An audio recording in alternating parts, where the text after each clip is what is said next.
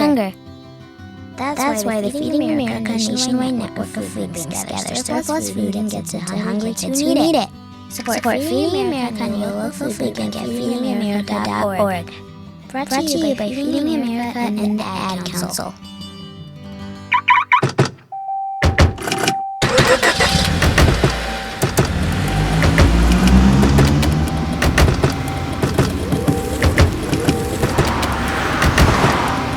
Driving has a rhythm all its own. Wreck it with text.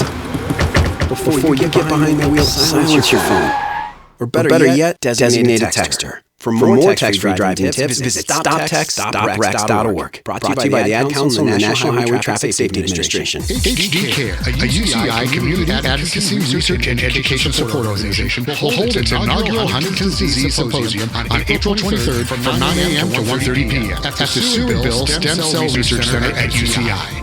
Huntington's disease is a genetic neurodegenerative disease. There are 30,000 Americans affected and 200,000 at risk of inheriting this fatal disease. For further information, go to hdcare.org. HD Care is a support group for the UCI Foundation, a 501c3 organization. Welcome to the new world of talk radio. The powerofvoices.com. It is Monday, 7/11. Oh, thank heaven for 7/11. Remember that?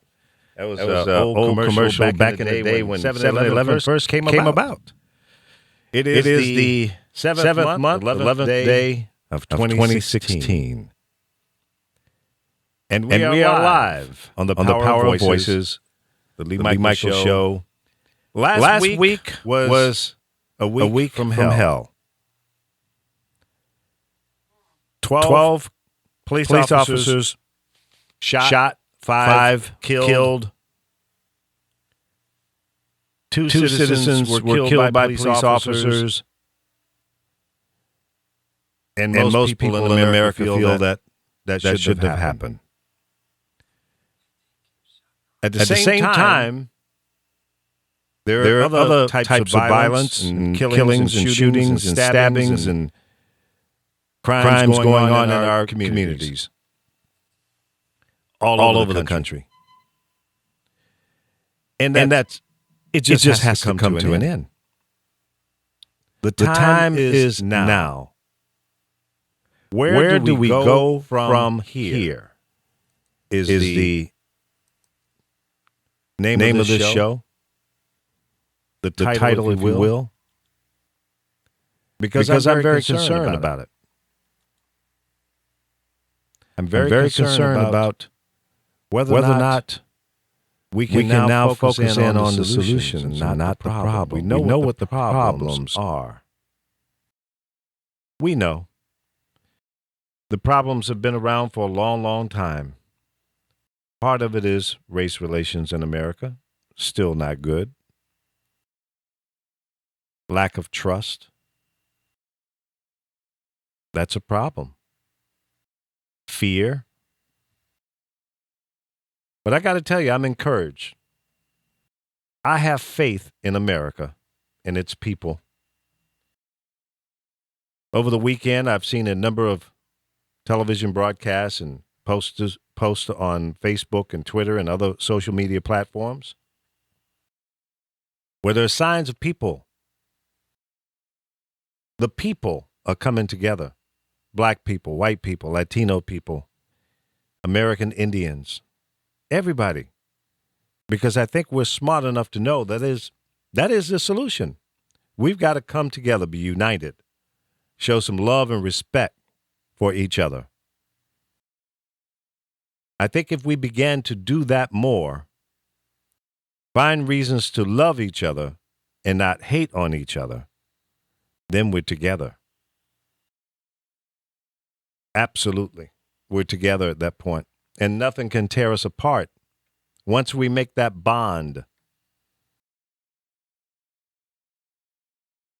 That's important. I think that's step one. We have to realize that every life is important.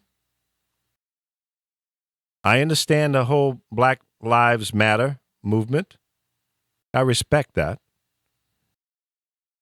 And it doesn't mean that no other lives matter. It just means that, may I have your attention, please? Please focus in on this problem. And I don't see anything wrong with that. As long as you don't associate yourself with killing, if you're out protesting and you're trying to bring attention to a problem, whether it's Black Lives Matter or any other situation, keep the focus on that. But now, let me just say this, and I want to paint a picture here in a little bit, and I've got my girl's back. I don't know where she's been. We're going to have to talk to her about her travels. But we have history in America, and I think that's what's tainting and making it difficult to move forward or continue to move forward, because we have made a lot of progress. We have. And we have to acknowledge that, not ignore the fact that we have come a long way, but we still got a long way to go. And as long as we can focus in on the end of where we're trying to get to, we'll make it. And don't let any distractions get in the way. We'll make it. Focus in on the needs. Stay true to the purpose. We'll make it. We will make it. I have faith in us. I have faith in the human race. I have faith in America. Do you? Where do we go from here? That's the title of the show today. That's how I see it. You might not see it that way. And that's okay. We can talk about it. 424-227-9461. Carol. Are you on? Okay, maybe that you're on that one. Am I on this mic? Yeah, you're good. You're good. You're good now. How are you? I'm good. Yeah. Just a little tired of all this. I know. And we've been talking over the weekend, I think and I know it's a little too much. I think, number one, get control of the media. They create what they want, and I think they're our biggest problem.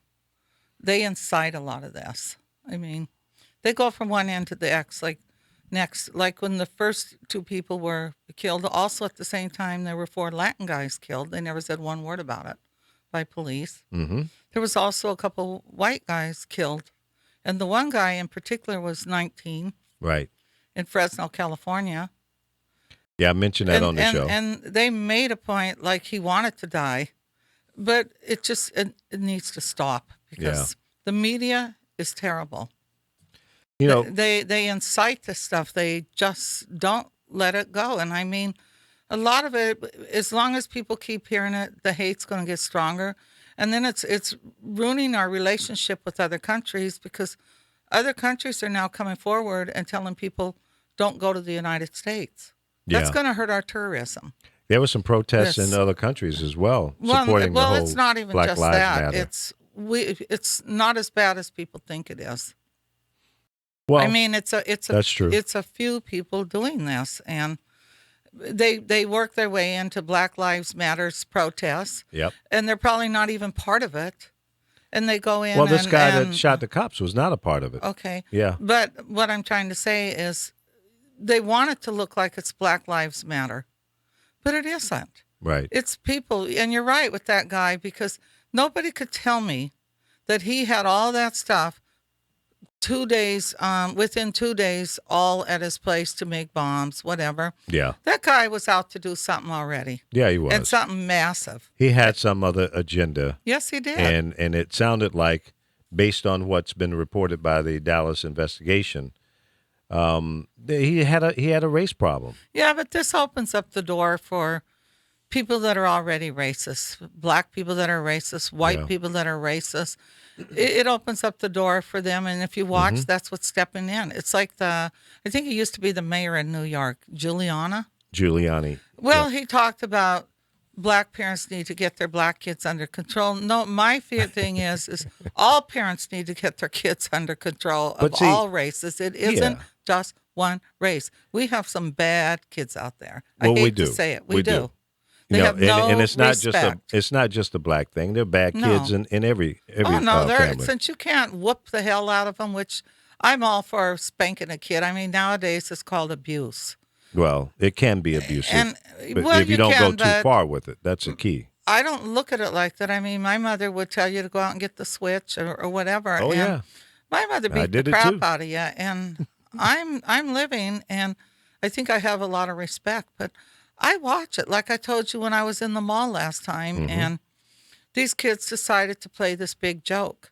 So they counted to 3, and they all ran. And I mean, there was probably about 300 of them. And I hate to say it was all black kids that day, Yeah, but it isn't always all black kids, yeah. It's and that's the stupid pranks joke. that kids do Well, and get that themselves prank in. could have hurt little people Could've- that were you're right. walking with little kids. I mean, You're right. all I could say to everybody, I was inside a restaurant, and my first reaction was, get down. I didn't know if there was a terrorist running through Yeah. the mall. Yeah. And I mean, I must have screamed that so loud because all of a sudden everybody was jumping under tables. But you know what? Rather be safe than sorry. Yeah, And but that's the world that we're living in now. You know, we're sensitive and paranoid to a certain degree because you don't know when somebody's going to pop the cork and go do something stupid. And it's better to err on the side of safety first. You know, that's what I was taught.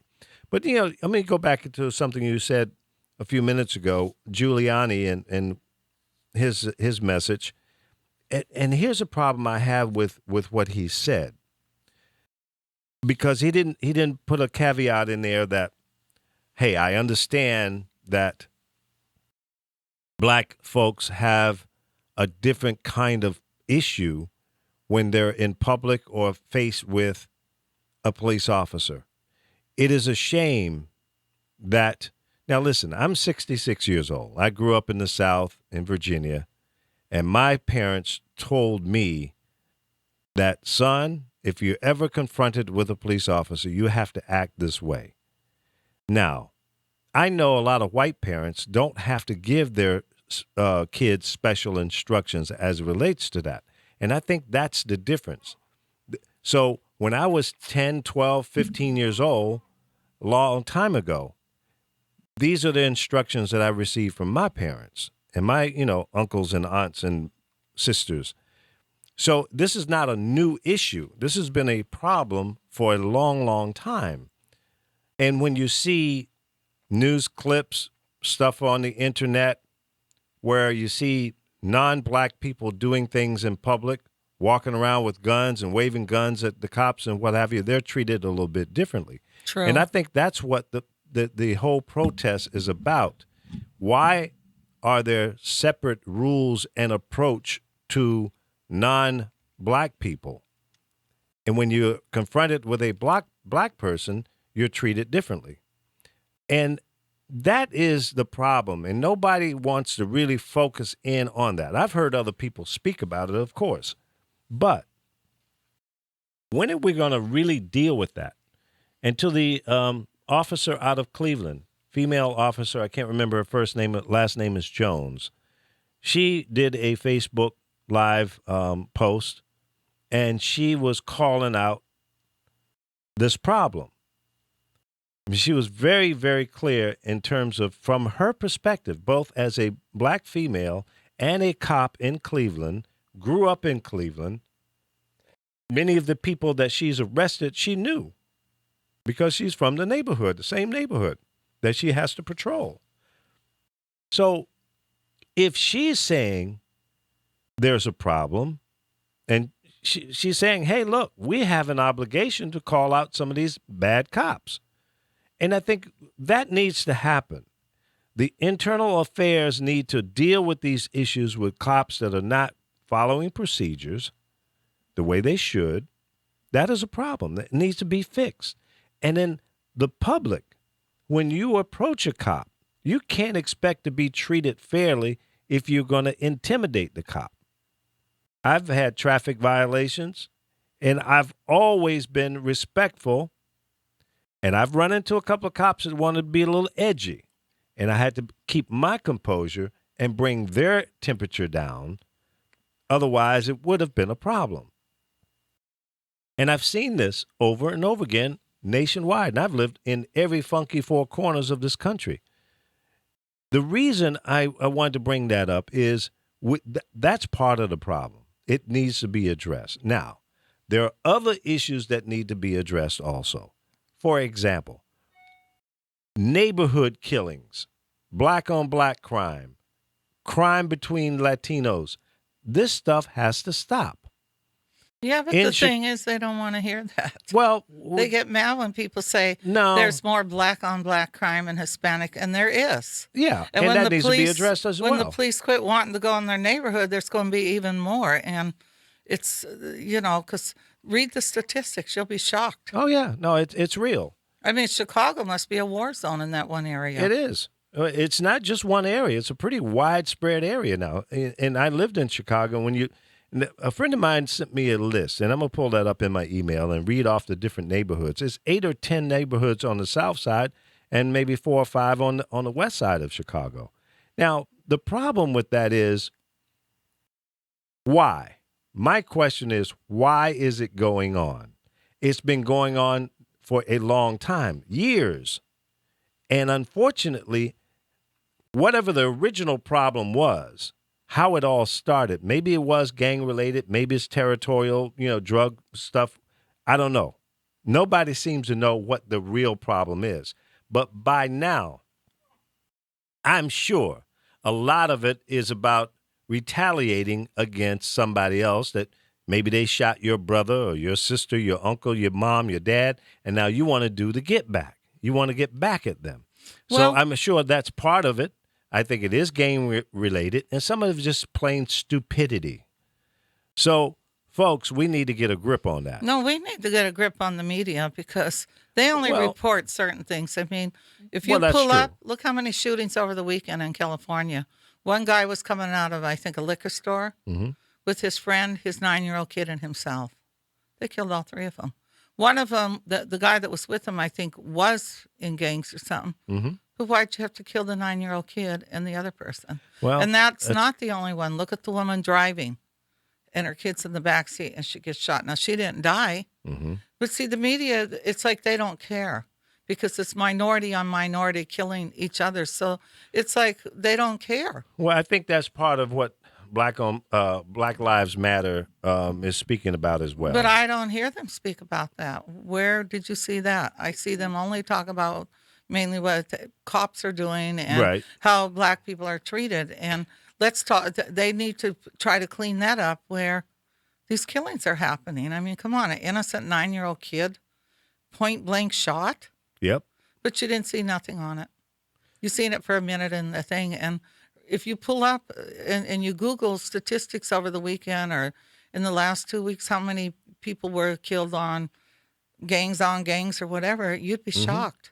So I think, too, that needs to be cleaned up at the same time. We can't just concentrate on one thing, and we're leaving ourselves wide open because other countries are watching this. And if they've seen how easy he was able to do that, and they feel like the cops couldn't battle them, who knows who's going to walk in this country, who's already in here. And this is a perfect opening for them to just walk right in now because we're all battling each other. I mean, I'm not. But it's frightening. It's frightening. Yeah, it's a thought. It's something that we need to consider. It's a real thought. Yep.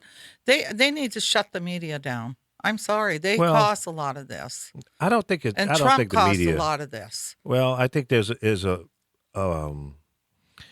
we're living in a keg of dynamite, and any little thing can set off another thing, and that's what we got to bring the temperature down. We got to ease the pressure, take the lid off of the pressure cooker, and let's really deal with the real issues without overreacting. Well, look what it's done. It went from Muslims to gay people, then to black guys that did nothing, that these guys should be arrested. Until they arrest them, they're going to have problems. And then shooting innocent cops. So it's just going one thing after another. And if you study and you pay attention what happened into these other countries, we're headed the same way if people don't stop it now. Well, that's true. And it takes us as Americans to stop it because Like I put something on my Instagram over the weekend. I went to an event at a park, and it was a Latin Cuban music. There was every race there. I didn't see one fight. I seen everybody just enjoying each other's. Nobody cared what color you were or if you were gay or whatever. And that should be everywhere. But see, Well, I found out in some cities they can't do that anymore because you have the gangs walk in Yep. and they start problems. Well, this time of the year, there are a lot of festivals going on. In Chicago, for example, there's a big house music festival, and I bet there was 20, 30,000 people out there. And as far as I know, there were no problems. The Hot Mix 5 had their big celebration of 35 years being together. Thousands of people were there. There were no fights. There were no arrests. No problems there. So there are a lot of good things going on. But you're right. The media doesn't cover that because it's not sexy. It doesn't, get the emotional levels up. But we definitely need to see some more positive things in the news. I don't think the media wants to show positive things. Well, no, because it's not sexy. It doesn't get people to watch and follow what they're doing. But when you have tragedy, then people, they lean into the TV and they go, "Whoa, what was that?" So that's how it works. I've got some numbers here. From 7/3 to 7/9, that's 6 days. These are numbers from Chicago. Shot and killed, 8. Shot and wounded, 72.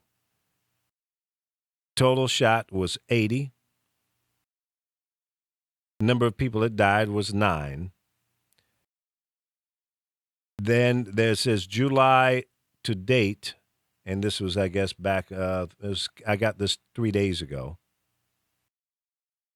11 shot and killed.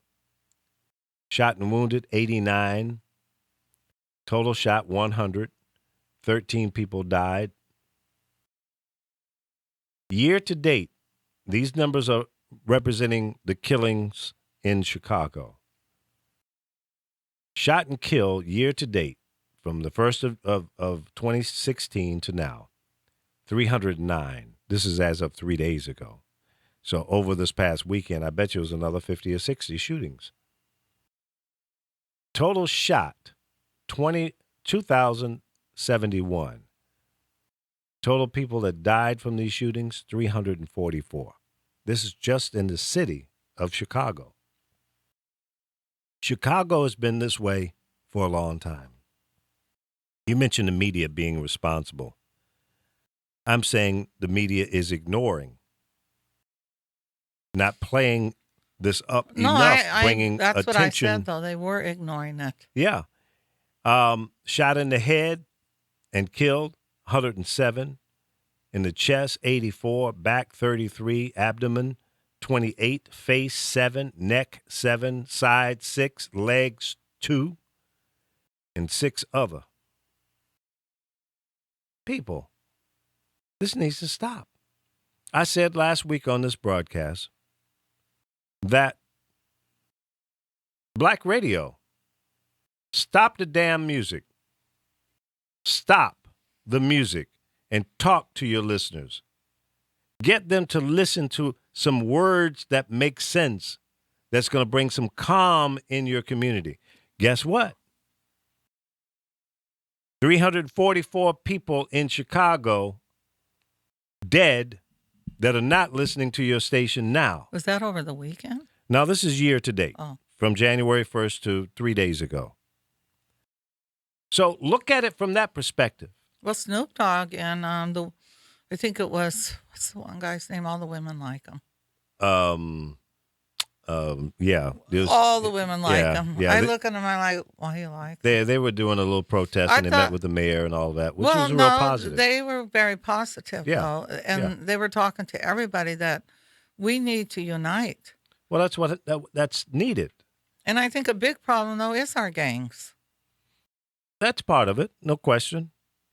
No question. Gang-related crime is a real problem in America, and we need to stop it. But then they weren't the ones when Ferguson happened. They were the ones trying to stop stuff, the gangs. Well, yeah. There's some responsible people even in the gangs, You know, and why do we have gangs? People, That goes back in history. well, it does. But I mean, the real underlying reason is to belong to something, to be a part of something. When you're not getting it at home or in your life, you run to people who will wrap their arms around you and give you love and purpose. So that stems to me problems at home. Broken homes, kids running around in the streets, and they find somebody that says, hey, young blood, come here. Let me talk to you. Let me put my arms around you and give you something to do. And put this in your pocket. So it's a form of pimping. You get control of that young mind, and you can direct it into any direction you want it to go in. So a lot of gangs operate on that. They empower people to be a part of something, and it makes them feel good. And you can convince certain people into doing just about anything. Look at what is happening over in the Middle East. Anytime you can convince somebody to strap bombs to themselves and blow themselves and everybody up around them, a mind is a terrible thing to waste. But you can get into a mind, especially weak-minded people that don't know what to do with their lives, have no purpose. That's what happens. You brainwash them and get them to do what you want them to do. And that's scary. To me, that's scarier than anything else. Because if you can convince somebody to do something like that, Lord have mercy. That's all I can say. That's horrible. But that's what's happening. How do we stop that? I don't know. That particular situation, if you are so convincing that you can get somebody to kill themselves and other people at the same time, you one hell of a brainwasher. I mean, that's some powerful words. I don't know how they do it. Because you would have to kill me before I could do something like that. I would say, absolutely not. I can't do that. I'm not going to do that. So you just got to go ahead and shoot me right here. Take me out, because I'm not the one. I'm not the one. I can't do it. Sad thing is, though, they walk in somewhere, there's nothing you can really do because they're the bomb. Right. Exactly. How do you stop that? That's why I'm telling you, everybody needs to get it together and stop all this fighting. Arrest these police. I think if they arrested them, I think it would stop stuff because we all watch. I think it'll cool things down for a moment. Yeah, if they arrest them, I just think that that guy was point blank killed, and so was the second one. Yeah. And I mean, you know what they do? They go in and they look for, let's see if he has a police record. Oh, look, he's been arrested 15. Oh, it's misdemeanor. But what bugs me, the little white boy, and I don't like to use those words, but I'm going to say that raped that girl. All they talk about him is what his swim times are. Now he doesn't get to be in the Olympics. Well, screw that shit. And he shouldn't. But no, see, but the sad thing is, a black kid did the same thing. Right. He's in prison for 15 years, a college kid. Mm-hmm. He didn't deny it, but he said he was drunk and he thought the girls were willing. Apologetic which and all they that. probably were willing. When you're drunk, they do many things. I mean, I've never really been drunk, but I have a roommate that's a drunk, and I seen some things she wrote, and I realized when people are drunk, they'll do anything. Yeah. And she's cried rape on people. Mm. So it's kind of sad that they don't let this kid out of prison when these other two boys are sitting there. So they definitely got to change the law. The law should be the same for everybody. Well, it should be, but judges have the lead way to go one way or the other, and they exercise that from time to time, and it seems very unfair. But, those are the double standards, and that's what gets the people in the streets. And it's all people, black, white, it doesn't matter. People get upset when they say, well, wait a minute. How can this guy get probation, no jail time or very little, and this guy is in jail for 15, 20 years for the same crime? And there was nobody, killed or anything like that. It's a heinous crime, but where is the equality, the balance in that? Hey, look, if you're going to give everybody 15 years, then okay, fine. But why would you give one person one thing and another? Actually, there was 2 white guys. There's another one. Yeah. Well, it happens all the time. And he got, what do? They put the thing on his ankle. Yeah. So what that's going to stop his penis from raping someone else? Yeah, it just irritates me because, but this goes back years, this color thing because me being Native American, the same thing in Montana. They treat us Indians like crap. And I tell people when I came here, that was the last thing I want anybody to know, that I was Native American because of the way I was treated for who I am. So it goes way, way back. And maybe it's time people did stand up like Black Lives Matter. And it isn't just blacks that are in there protesting. It's every race because I think everybody's tired. Maybe most of the rich aren't, because they feel that they're different than everybody. Yeah. They wouldn't feel different if these things happened to their child. Well, see, that's the thing. When you are faced with the situation, you view things a little bit differently. And I don't want to see anyone else, I don't want to see another family go through anything like this. No. It's horrible. None of these people, from the police to the there's no good 2 people and the little girl that sat in the car. Yeah. What do you think she's going to be like? Yeah, she's 4 years old. I mean, you can hear her saying something, "Mommy," and you see the police throw her phone. But the good thing is she recorded that live on Facebook. Yeah. What they're trying to use against her now is she didn't have it recorded, like they're saying something happened before. Yeah, but that's bullshit. Well, listen, let me just say this. Here we are, what is it, almost a week later now? Why, if in fact there were body cams and dashboard cams available, first they were saying that they fell off and they were dysfunctional or whatever. Now they're saying they have video that is contrary to what she's stated. So if it is, then you need to show it. And I said this last week on the show. I said, sooner rather than later, you need to release the video. If your video cams, the police department I'm talking about, especially the one up in Minnesota, if your cams are showing something different that disputes what Diamond is claiming, you best show that. And to listen to her, why are you holding it? Very intelligent. Yeah, she's a smart girl. I was listening to her. I think she was on Good Morning America. Yeah, she was this morning. Mm-hmm. She really, to listen to what she was saying, she was very smart. Yep. And I mean, didn't the cop say, "What have I done?" I know on one of them, well, they said, he used "What the have I F-bomb done?" about 3 or 4 times. He was very worried about what he did. I mean, of course. He basically shot that man's arm off because I heard her say he shot his arm off. Yeah. Well, a bullet that close range, went I don't know what into caliber. His heart. Yeah, it went right through his arm, and he shot him 4 times. So maybe not all 4 bullets even hit his arm. When somebody shoot you, you're going to flex and go the opposite direction, and that is horrible. Well, actually, the only way we can change things is it's got to start with the police, is getting rid of cops like that. I agree. Having a rule, take them out to shooting ranges, because there's no excuse why you can't shoot somebody in their leg and cripple them right away, knock them down. Well, they're taught to shoot to kill. Well, they shouldn't be shot to kill. I'm sorry. Well, that's what they're trained to do. They shouldn't be. That's the policy. I could see if someone's shooting at them, right. Yes, but not right. when someone isn't. I mean, the guy on the ground had his arms straight out. Mm-hmm. Yep. He did take out a gun. They had him on the ground. He was under control. He wasn't But fighting sometimes back. what you'll see with them is it's like this young kid in Oakland when he didn't pay to be on the train, mm-hmm. and people took pictures, and her poor kids have to see this, their father hanging. Well, and she's asking people, please take the pictures down. My husband committed suicide. Yep. Nobody killed him. But people continue. And she said it's very hard for her children. And it's got to be. Of course.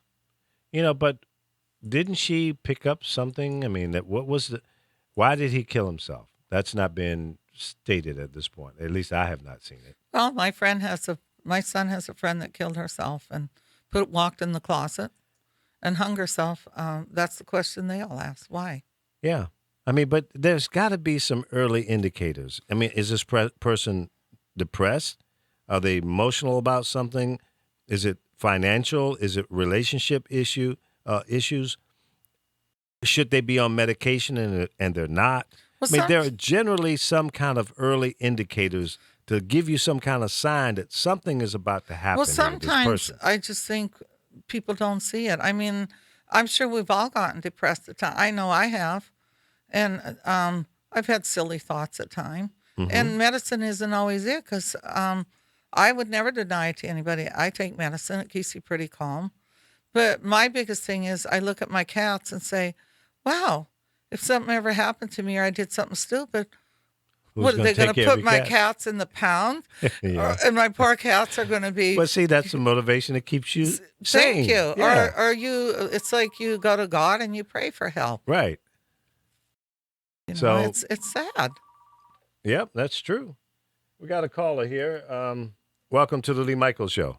Hi, how you doing there, Mr. Michaels? I'm good. This sounds like Ron Ellison. It is me in the flesh, right in here in the box. Well, that's good. Welcome to the show, buddy. Thank you. What are you up to? Well, what I was up to was I was thinking about you, and I saw you on Facebook, and you said, "Hey, dial this number and come on in here and get on this radio." Yeah. So that's what you did. That's what I did, and I know what's going on out there. This has been a heavy week that we've been. Yep. Unusual week, but and then there's good and bad about it. Yep. But the bad has been going on for some time. Yeah, it's not new. So it's good that the bad is there.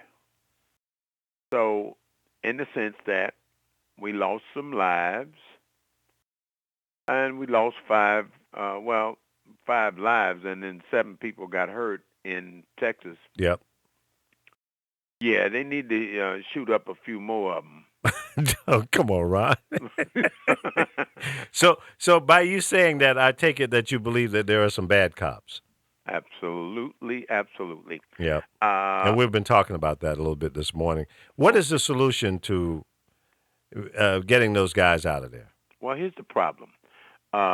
It is, and the reason why I say we should wait a few more weeks and then shoot up about 7, 8 more. No, come on, Ron. Yes. Listen. Why you say that? Well, what if they felt the same way and they think they should go shoot up some more people then? They've been shooting them up. Yeah, but I hear what you're saying, but I'm just saying I think that's a terrible attitude. I would think that we would want healing and find out, get rid of the bad cops, but why go out and just shoot people? Well, that's how you get the attention to shoot people. That's a great thought. That's a great thought. I'm really surprised with you. Okay, ma'am, check this out.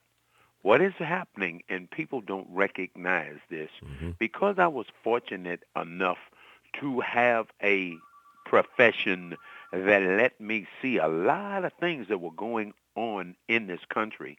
I've seen things that have happened over 30 years now that the country has not had a grip on.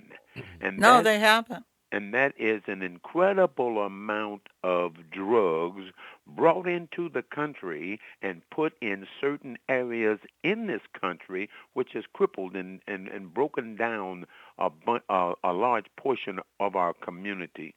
People are walking around with guns. They don't go to the gun shop to put up their driver's license and so. No, they don't. No, they get the guns from the same place they're getting the drugs. Yeah, and true. now you got those I people. agree. Now, Ron, let me ask you a question. What? Now, there in Dallas, as you stated, it was 12 cops shot, 5 died from it. Right. There's reports that there were at least 20 people walking around with, guns that were not cops, citizens. Mm-hmm. And in the state of Texas, as of January 1st of this year, the open carry is legal. You don't need a license. You don't need a special permit, no training. You can walk around with a long gun, a rifle on your shoulder. And they're reporting that there were 20 people there, and 2 were actually arrested. These 2 guys gave their guns to the cops when this thing popped off because they didn't want to be a part of it. But the notion that the real hardcore gun owners are saying that if people were allowed to carry guns, this kind of activity would not go down. Well, it didn't help. It didn't change anything in Dallas. And I said from day one, I'm not convinced that if you're walking around with a gun on your side or on your shoulder, that you're going to deter someone who wants to do something crazy. And I go back to the cowboy days. All right. Everybody had a damn gun. Right. And there were shootings all the time. We had bow and arrows. Well, yeah, that's why you lost the damn war. Unfortunately, you didn't have the technology. No. So I'm not convinced that that's going to help. Well, and those 20 guys that had those long guns, they ran like cowards, I hear. I understand. It scared the hell out of them. Just because you have a gun doesn't mean it gives you special Superman powers. Exactly. It really doesn't. That just when somebody's shooting at you, it's a new game. So, we have another caller that's going to join the conversation here. Welcome to the Lee Michaels Show. Hi, Lee Michaels. I'm glad to be a part of. I've been watching your video, but the question is, as I'm scrolling through CNN and everything else, they want to know how we feel about Dallas, and I think it's horrible what happened about Dallas, but they aren't raising any conversation about how we feel about what led to Dallas. Exactly. And I think that all of these white pundits, and I'm a very global person, and I don't even like to say it like that, but I'm tired of Chris and Anderson and Wolf and everybody saying, let's have a conversation about this. Let's have a conversation about racism. I think white people that consider themselves non-racist need to have a conversation with their white friends and say, what is it about black people that you hate so much, that you fear so much, that you feel you're threatened by, or you feel they're taking your jobs, or you want your country back? They need to ask that question to each other, because they're the ones that have those fears and anxieties about us that have been going on forever. So how do you expect us to answer the question about your racism? Well, it's a good question, and I agree with you 100%. There's a post on Facebook. I think it's a professor at a lecture, and she asked a question and it was all white people, if I remember correctly, in this audience, to stand up if you want to be treated the way black folks are being treated. And nobody stood up. Nobody stood up. Right. So that means right there that they know there's a disparity. Exactly. And I'm one of your Facebook friends. I worked in the industry. My name's Tina Stevens. I used to work for Clarence Avant when he would have TC and everybody else to play our records. But it's been going on forever. This really isn't anything new. It isn't. Nope. It's only newer because of the technology that we can see it instantaneously. The phones have pulled the cover off of them. Right. That's the only thing. I think social media has helped. Well, that's absolutely. Once it's captured, and then through the vehicles of the various social media platforms, it's. Hey, look, I don't watch TV as much as I used to because I can catch everything on social media. Correct. Right, exactly. Yeah, You know? exactly. So but I just really wish one of these so-called I love black people, white people, would ask his friends who obviously don't love or want to be treated like black people what the problem is, because we've been asking it for 400 years. Yeah. And nothing changes. They've got to change that. They want to put it on us. And I think that's what the young people in America are seeing, that disparity and that non-caring, and that's why they're out protesting. Yeah, but I've seen a lot of people come forward, like different governors, and very angry you about this. It's hard to Anybody ignore it point anymore. blank seen they murdered these two guys. Yeah. There's no getting away with it. Arrest them. Right, exactly. Why are they going to sit and we're going to wait 3 years and they're going to go to court? There's something going on, and I've been watching this for a while. When you look at America, there's 345 million people in America. Right. 25% of our population is in jail. The largest amount of people in jail per capita, according to the population in the world. Mm-hmm. We have more people in jail than now. And of the 25%, 77% of them are black males. Yep. Right. Something is up. That's why I'm saying shoot some more cops. Let's put this on the front page. I don't I want to don't see think it that's- anymore. Well, I don't think shooting cops is the answer, but I definitely think It's not the that- answer. It's just going to bring some attention, so we pay attention Yeah, to the but it problem. brings attention to them, though, and how pitiful they are. Poor white people trying to help you black folks, and you shoot us. You know, it's not going to solve the real. I think the systemic solution issue. is it's going to have to happen Well, they're killing internally. black folks whenever they get ready. Well, Well, we know that, though. yeah, and that's they not know new. That. But We see, know that. what's going to have They to know happen, that, Ron? But that's just going to repeat the 400-year hamster wheel. Right. You know, I don't think that that's going to bring any solution on, you know. Right. And then in between them wanting us to still pray for Dallas, you got to pray for the whole damn universe because these kooks Yeah. are coming from everywhere. I'm That's sorry true. I cursed on your show, Lee. No, it's all right. You know.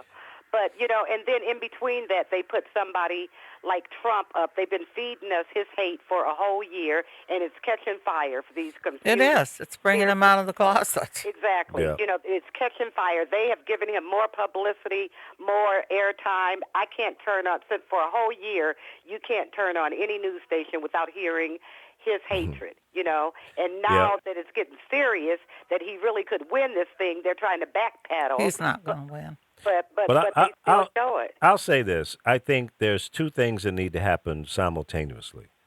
Internally in the police departments all over America, there needs to be a thorough examination in terms of who's doing crazy stuff. Now, Exactly. if you've got 10,000 cops in your police force in Chicago and you got 15,000 or whatever in Los Angeles and 30,000 in New York, among those numbers, the members of these various police departments know who's right and who's wrong. They do. They absolutely Okay? do. So I hold them responsible for being good cops. You need to rid the bad cops out of your system. Now, here's a problem, because I've talked to a couple of cop friends over the weekend. Right. They're telling me that they are afraid to do that because then they become a target, Right. number one. Exactly. Number two, many of the people at the top are corrupt. Absolutely. So just like in our government, in our House of Representatives and senators and other governors and what have you, there's a lot of bad people controlling things, career politicians. We need to flush the toilet on them. We need to flush the toilet on these bad cops and the chiefs and the people at the top who are looking the other way, protecting some of these bad guys. Exactly. Well, some of them bad guys up at the top started out as when Bad guys at the bottom. at the bottom, Yeah. right? So what happens is this, and I've watched this over 30 years. I've watched it, especially in metropolitan cities, where they, like in Los Angeles, you look on the side of all the police cars, it says, "We protect and serve." Right. That's what they did back in the day. Now, after about 30 years ago in the 80s, I remember this like yesterday, they started hiring people for the police force, and the first place they look for them is when they get discharged from the military at Right. 22 years Yeah. old.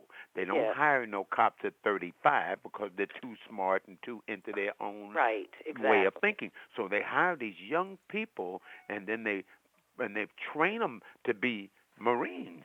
So cops are being trained Yeah. at a young age to do the wrong thing from the jump. Well, a lot of them are former military people, so they have that military training mentality, Right. and that's how they address the people in the streets Exactly. as you know, using that harsh treatment.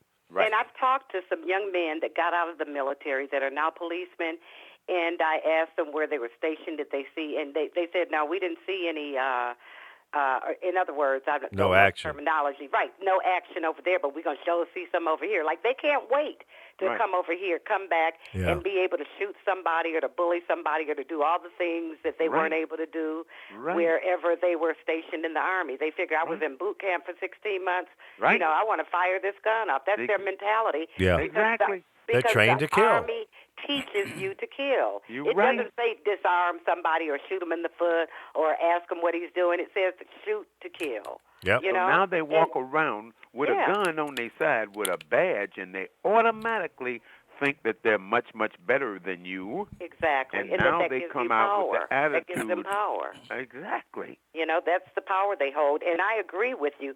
All them fools that had the guns in Texas that was running and throwing them down and throwing them at the police and all of that, I don't think having more guns on the street makes anybody safer. You know, I don't either. No, I mean, and you know where's what? the NRA to come out with and say blood on their hands? exactly, Okay? exactly? With blood on their hands. They're With saying blood they're on not their going to even have a press conference until the investigation is finished. But see, this young man up in Minnesota had a permit. Yeah. He was doing and nothing illegal. Told them he had one. Exactly. Told them he had one. But here's something that I found very strange about that video. Maybe I've been watching too much Law and Order. During the whole time, after he shot the young man, after he pulled his girlfriend Diamond out the car, hit her on the ground, no one, he or the other guy, never called for an ambulance. Did anybody notice that? Yeah, 3 I heard there minutes was of a big that video gap. went by, and they never called for an ambulance. Who knows? His life could have been saved. Yeah. They never called for an ambulance. But in addition to worrying about president, we need to vote for these senators. We need to vote for Congress people. Amen. All of these small people on the bill, like you said, Lee, they start out small and they get big. That's right. We got to weed out the BS. Okay, I don't care if you're home pookie down the street. If you're not doing the job, you got to go. That's right. So the training, my point in saying everything I said was the training is what's got to change. Yeah. When I was a kid, and I'm an old man, when I was a kid coming up, we had the police in our neighborhood. We liked the police. We looked up to them. You knew him. And in the summertime, they had what they called Junior Police Day, and it was every other Saturday. I remember those. From 10 to 4 in the afternoon, we'd be out in the park with the police playing baseball, playing volleyball, and eating hot dogs and stuff like that. And you grow up and you admire the police. That's you look right. At them. You build a relationship. Well, here's another thing. I grew up in Detroit, and when Coleman Young became mayor, he passed a law that said if you work for the city, meaning a policeman, fireman, something like that, you have to live in the city. Right. Now I remember you that. have all of these policemen in Los Angeles. All of the L.A. County policemen live way out in Lawndale and Palmdale and Farmdale and Simi Valley. And Simi Valley, and don't know their community. They don't know the community. They don't know the customs.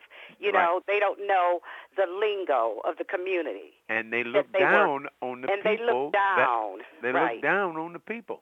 Exactly. So they if you think that Rodney King was the first time that they beat up a guy. No. That wasn't the first time. That was the first time they got somebody caught. had a video camera and caught it. That's right. He had that big VHS. Remember back then, those big old giant, VHSs and shot it. That's right. But like I said, it's been going on for 400 years, and I want to give other callers a chance, but I want to say, Lee, I'm so glad that you're back on. Well, thank you. And I try to catch your show as often as I can.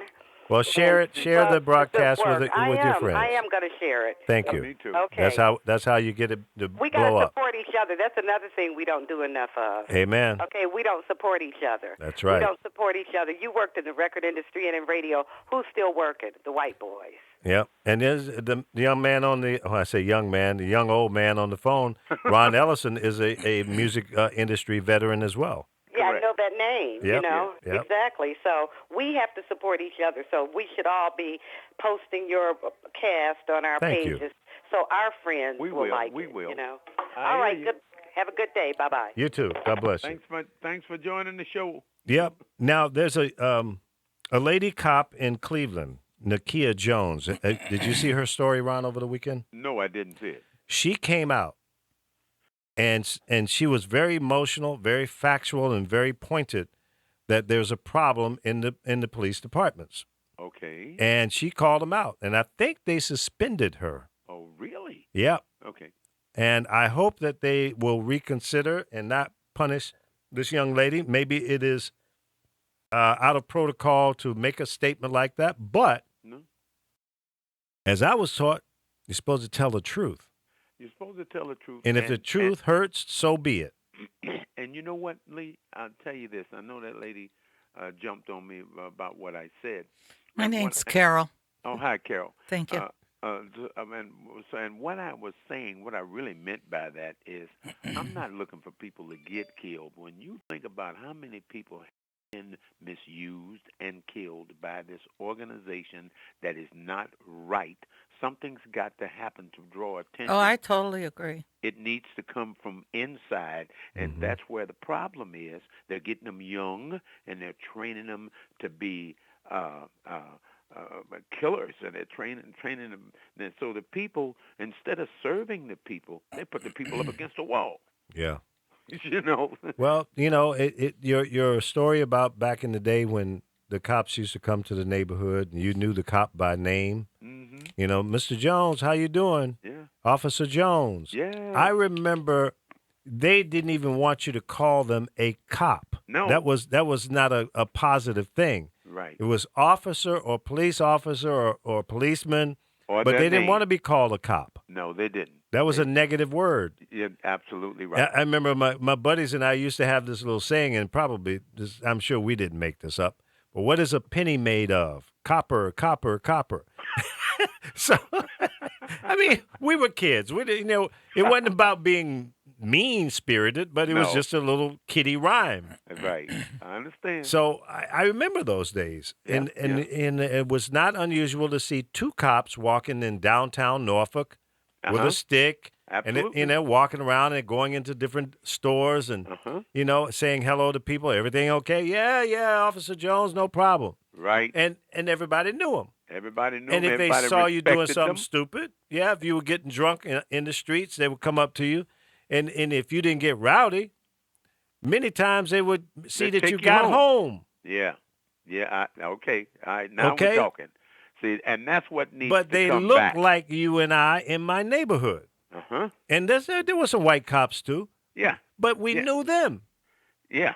Yeah. You had out of nine cops, 9 police officers, 3 of them was white and most of them was black. Right. But they were respectful people, and they were concerned about keeping order in the environment. That's right. But the other problem of that, it's I'm telling you, it's 30 years of a problem. You look at a young man who grew up on the south side of Chicago or grew up in Detroit, and Cleveland has a problem too. About a young man that was... I'm sorry. I'm going to play this video, but I didn't mean for it to fire off on you. Go ahead. I'm sorry. What'd you say, ma'am? I said, go ahead. I'm setting up a video here. I'm going to play of Officer Jones from Cleveland that basically got her in trouble. We're going to She play that didn't in a get moment. suspended. They didn't suspend her? No, I just looked it up. Okay, it's good. a rumor. Good. Oh, Okay. They don't have that type of rule that she couldn't say what she said Excellent. with social media. That's a blessing then. Mm-hmm. Okay. So it's a whole problem we got, and it's been going on for some time. And the thing that's really putting it on Front Street today is everybody's walking around with one of these phones with a camera on it. That's right. And like you It's said the worst earlier, nightmare. And then they don't have to go to the TV station. They can go to the internet and That's right. open it up. That is right. I understand. Well, we're gonna play this audio clip here from Officer Jones out of Cleveland. She's a police officer, and she was upset about what happened. I mean, she definitely supports her men and women in blue, but at the same time, she recognizes there is a problem. There's a communication problem. There's a respect problem, and she wants something done about it. So here's Officer Jones out of Cleveland. Nakia Jones. My son came home from work today and he showed me a disturbing video about a young man that was shot and killed by police in Louisiana. And it's so funny because my son wanted to go to college there. And I kept saying, I ain't feeling that or whatever. What's interesting to me is that the shooting involved a police officer. And I watched the video over and over and over and over and over again so that I wouldn't become judgmental. Because not only am I a mother of 2 African-American sons, and I have African-American nephews, and I have brothers, I'm also a person that wears the uniform with the blue. I'm also the one that gives their lives and puts their lives in danger. I wear blue. So I'm looking at it, and I became so furious and so hurt because it bothers me when I hear people say, y'all police officers this, y'all police officers that, and they put us in this negative category when I'm saying to myself, I'm not that type of police officer. I know officers that are like me that will give their life for other people. So I'm looking at it, and it tore me up because I got to see what you all see. If I wasn't a police officer and I wasn't on the inside, I would be saying, look at this racist stuff. Look at this. And it hurt me. First of all, I became an officer in 1996. I grew up in the hood. So I ain't grew up in the suburbs. I grew up on 93rd and Kansas. We moved to East Cleveland. So I know what it is. So the reason why I became a police officer was to make a difference in people's lives. I knew what it was like to have a parent on drugs. I knew what it was like to watch people be picked on and bullied on and all kinds of things. And I said, I want to make a difference. I want to be that change. So I became that change. So in 96, I took an oath in East Cleveland, sitting in front of Chief Guyton, and said I would serve and protect my community by all costs. Even if it meant I wouldn't go home to my 1-year-old daughter. And that's what I did. And I did it with integrity and respect. The thing that hurt me most of all was that a lot of people that I was arresting were the same color as me, that grew up in East Cleveland like me, so I couldn't understand that. Why would you want to destroy your community? I couldn't understand. I said, okay, but they're not sworn to serve and protect either. They didn't take that oath. This is what they do. So then I left there and I came to another predominantly black community and became a police officer. I'm the first and only African-American female officer, and I can say that pride and respect. I sat in front of Marcia Fudge and took that oath that I would serve and protect my community. And I also moved into my community, and I raised my children in this community. I wear that blue uniform proudly. And I know for a fact I have 6 beautiful children that love me. And I have a husband, I have a family that loves me. And I know there's times I may not come home from work. I have taken guns off 15, 14, 13-year-old children. I'm talking about real guns. I've had to go and tell a mother that their 13-year-old son or daughter was not coming home. I've interviewed rape victims that's been raped by people that look just like me, the same color as me. We are running around killing each other left and right. But what hurts me the most is the people that stood in front of a judge and stood in front of a mayor and said, I swear my oath that I will serve and protect this community. And God, please forgive me, and you can delete me if you're getting mad at me. If you are white and you working in a black community and you are racist, you need to be ashamed of yourself. You stood up there and took an oath. If this is not where you want to work at, then you need to take your behind somewhere else. I decided to work in the African-American community because I'm African-American and I wanted to make a difference. I could have worked in Parma. I could have worked in Lakewood. I could have worked in North Olmsted. I'm a double minority. They would have got 2 hits for me because I'm African-American and I'm a female. I'm here because I wanted to make a difference. But how dare you stand next to me in the same uniform and murder somebody? How dare you? You ought to be ashamed of yourself. So why don't we just keep it real? If you're that officer that know good and well you got a God complex, you're afraid of people that don't look like you, you have no business in that uniform. Take it off. If you're afraid to go and talk to an African-American female or male or a Mexican male or female because they're not white like you, take the uniform off. You have no business being a police officer. Because there's many of us that will give our life for anybody. And we took this oath and we meant it. If you are that officer that's prejudiced, take the uniform off and put the KKK hoodie on. Because I will not stand for that. If you're an officer that works with me and you're wrong, I will tell you you're wrong. My heart goes out to that young man's family because if it was my son, I don't know what I would do.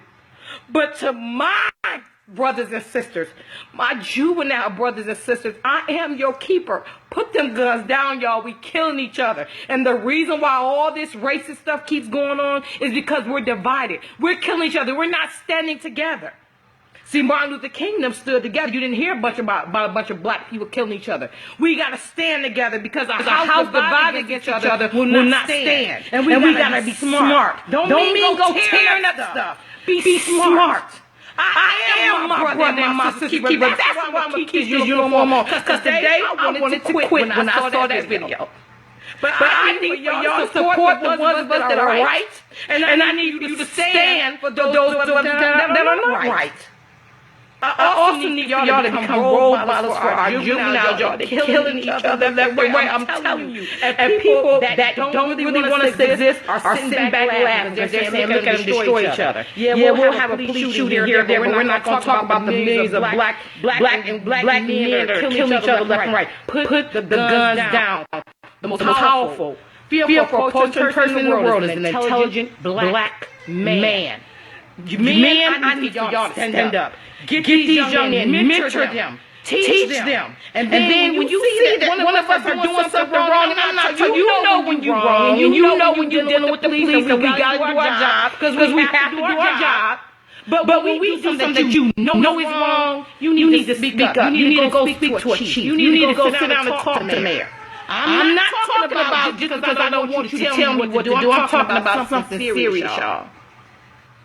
Again, this is my thoughts. If you get upset, delete me. This is my Facebook page. God bless. That was powerful. Very passionate. Yeah, very passionate. Absolutely. And she's calling it like it is, laying it right out there. You know, I'm going to tell you something, Lee Michaels. Part of the problem that we face is more than just cops. There's other problems. I remember when I saw in 1983, they brought drugs into the community by the dump truck loads and took them to the middle schools and the high schools and in the clubs and the neighborhoods and stuff. And when you look at south side of Chicago, you look at Detroit, you look at Cleveland, like that lady said, in Cleveland, you've got people who are 25 years old who've never seen anything else. That's true. This is a part of, it's a whole problem that needs to be looked at. And I believe that if Obama wasn't president, they still would be looking at it.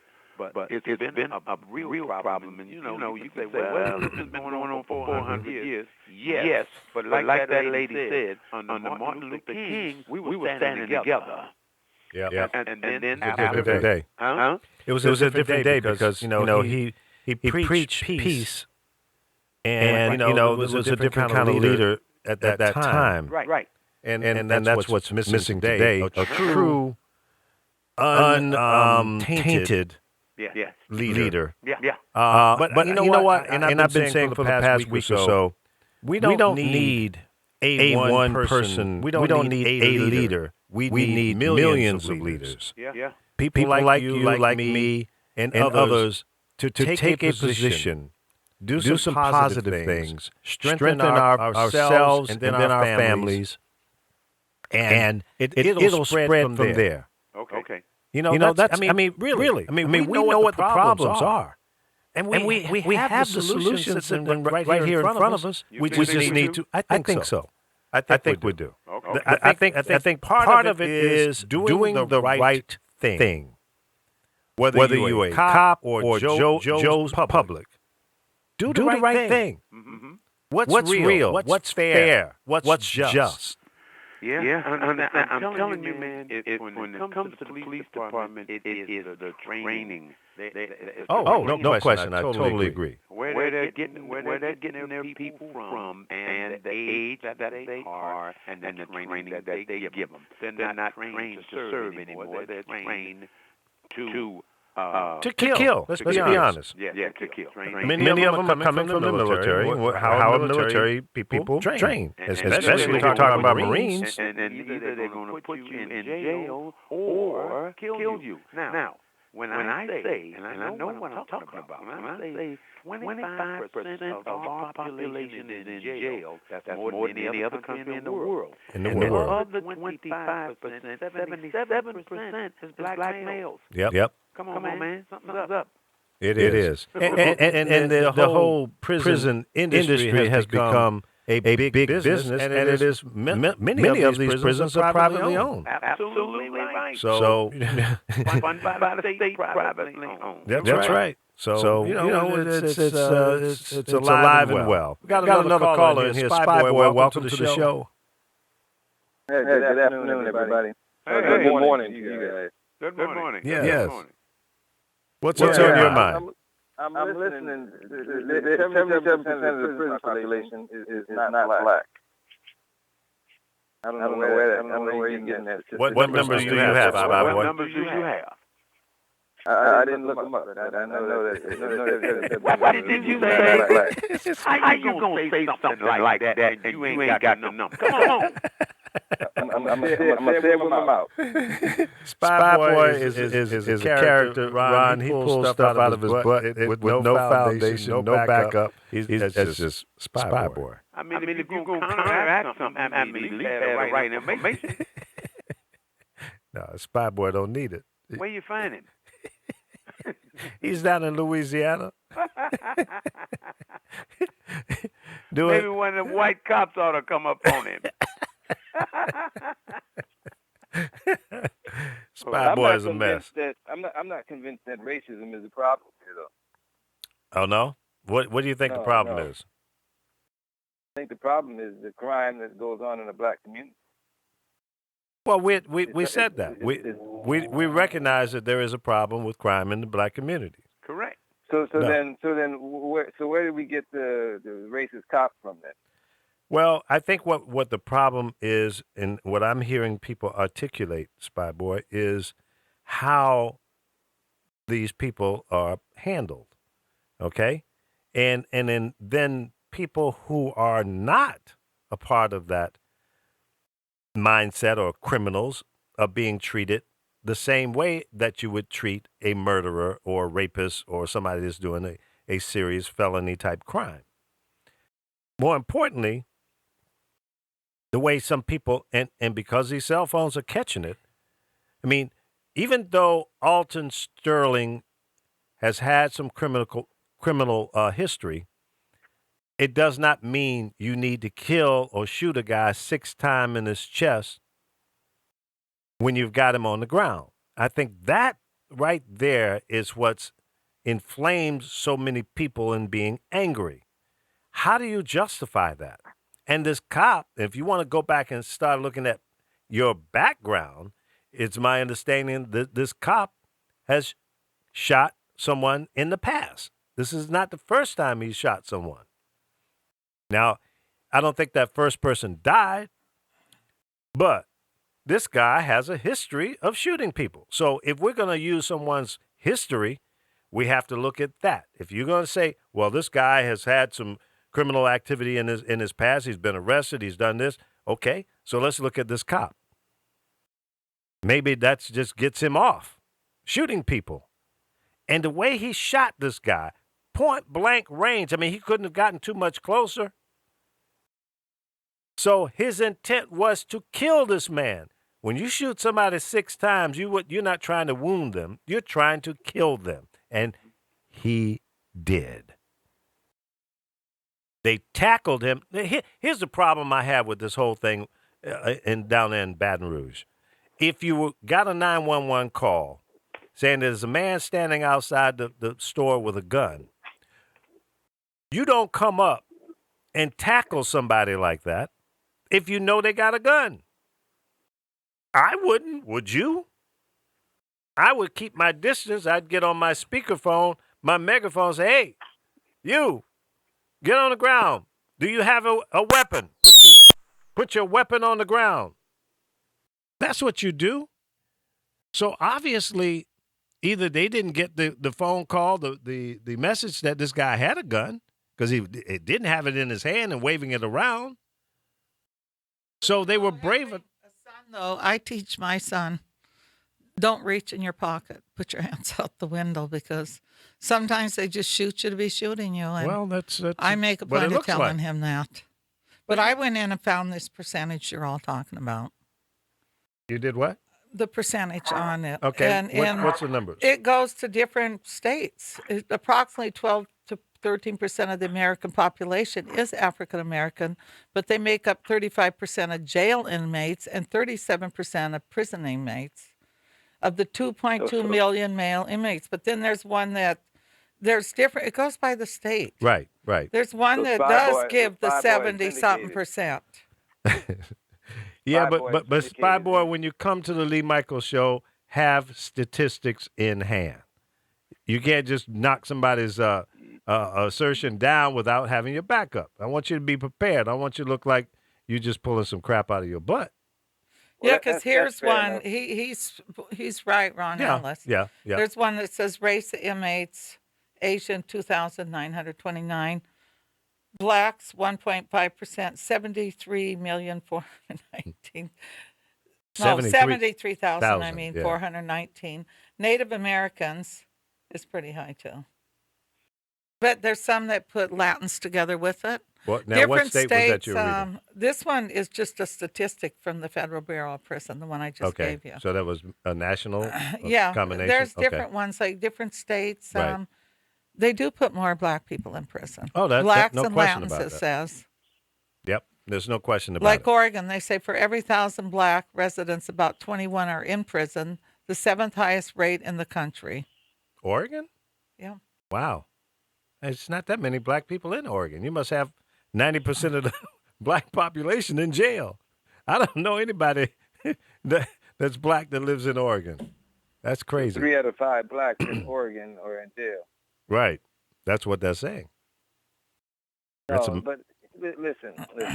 I didn't need statistics because it was a ridiculous claim to begin with. Yeah, I knew it was a bit high. Yeah.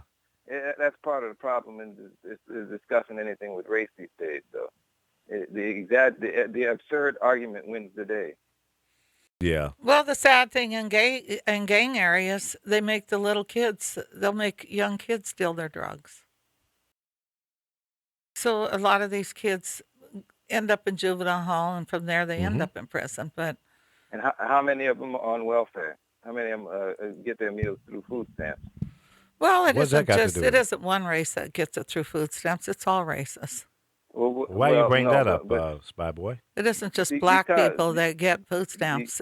Plenty of white people get food stamps. More white people. Russians that they never talk about get food. You know who probably don't get food stamps is the one Trump wants to put out of here, the Latins, because they work their asses off.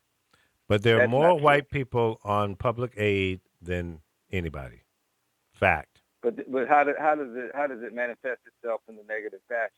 In the black community, the food stamps replace the father figure in the home, and therefore. And you think it's no different in the white family? It does. The impact. If that were true, why would they need public assistance then? Because it's a similar problem. It doesn't impact them in the same fashion. The fact of the matter is, statistically, and it's a fact, I don't know the numbers off the top of my head, so I'm not going to quote any, but there are more white people on welfare than any other group, period. Now, if you want to slice and dice that and say, 75% of that number, there are males in the home, what does that make it better? Does that make it okay? No. It's still fact is a fact. What's the difference? If the result was a wholesale slaughter of people like in the black community, then it might be a problem, but it's not. In the black community, there's a slaughter going on amongst ourselves, and that should be the part where we go to march. We don't march on ourselves. We march on that's true. The authority. I agree with you 100%, and I've called that out numerous times, and I've asked Black Radio to get involved, to bring some change. But unfortunately, Black Radio can't do that. In my day, in my heyday, I did. I would, and I would do it again. But the ownership deems that, no, that's not important. We're not keep playing the music. Don't stop the music, damn it. Because and by all means, do not stop playing those commercials. Because we're $21 billion in debt, and damn it, that's all we care about, making that money. But your audience is dying off, killing themselves off. The question that was asked was, what does welfare have to do with the murders in the community? The welfare check replaced the father figure in the home. The children grow up without fathers. They grow up without discipline. They grow up without a part of them which they need, and that is the problem. So now we've had successive generations where There's no discipline. There's no self-esteem. When you And say no children- discipline, you mean when the father isn't present? You're saying women don't discipline? Is that what I didn't get that one? Understand that. I'm saying that there is a discipline that a father brings to the family. But sometimes they're me not being getting. a single parent, I played both parts. And believe me, my kids were disciplined. And my kids are very successful. Most single parents households don't get that though. And those See, are the I don't kids know that those are- kind of those parents are the because kids- I those are have the all kids- single mother friends, and Those we are the kids play the that role are of both growing up parents. being drug dealers. Those are the ones susceptible to drug dealers. Those are the ones that I don't join know. Have you gangs been paying looking for- attention to how many have gotten in 12 and 10 top, way Some up their of them. colleges? No, more than usual, believe me. And they have to that's the work a little exception. harder. Cause, That's the exception, not the rule. oh, I don't agree with you. My son's of color, Of and course you don't. he worked his ass off. And you know why he worked his ass off? Me as a single parent stayed on him. So it's up to the parent. It doesn't it matter is. whether it's a man or a woman in a house, this is- because I have friends that have both in the house, and their kids didn't get in top schools. This is the problem. How The many kids do you exception for have? I'm behavior. just curious. This is the problem. No, The I'm exception for curious. How behavior. many children do you have? No, this is the problem. You're not The answering exception me. for behavior. You're not answering me. Don't Spy avoid boy. it. How many kids do you have? No, I'm not going to answer that question. Because you probably Why? don't have any, or you're absent from the home. Ooh, Spy Boy, you got to answer this question. Maybe Otherwise, I'm absent. Maybe I'm tardy. Or maybe I don't have any. I don't know. why one can't of you answer those the three. question? Well, then I don't know how you're Because- authority because on it- that it- if you don't have because any. because the question is obfuscation. No, gets away from the point. it's a fair The point question, is, and is that it's- she's that trying to welfare validate children- your experience. Okay, she That's- was transparent. She said she's been a single parent, and she raised her children with the absence of a man in her home, and her children turn out fine. So you have made a statement that is the problem in most It is a households. problem. It Most is, households but don't end up that way. but I don't understand why you can't answer her question. Either it's a yes or no question. You either have children or you don't. I don't care to answer that. Yeah, I thought that. You're not on a witness stand. You didn't take an oath. But You that- can lie but to that- me. But that's part No, of the you know, obfuscation. sometimes, Spy Kid, I get so tired of, especially men saying that with Spy boy, women you're gonna when you're drive me to raising drinking. kids by yourself that we're not as capable. I do not agree with that because I No one speak said from that you're not experience. No, capable I've of heard raising a many child. people say that, and it just I cracks haven't me heard up. anybody It say does that. imply What that. I've- what I- what Your I've statement heard is does that imply. Thank you, Lee. It does. It takes a man and a woman to raise a child. No, it doesn't. It takes. No, yes, it doesn't. does. No, it Yes, it doesn't. does. Don't. You're Yes, confused. it does. Well, I can No. say this from my life experience. My dad died when I was 13 years old. Okay? So up until I was 13, my dad was an older man. He was 30 years older than my mom. So when he died, he was 76 years old. I was 13.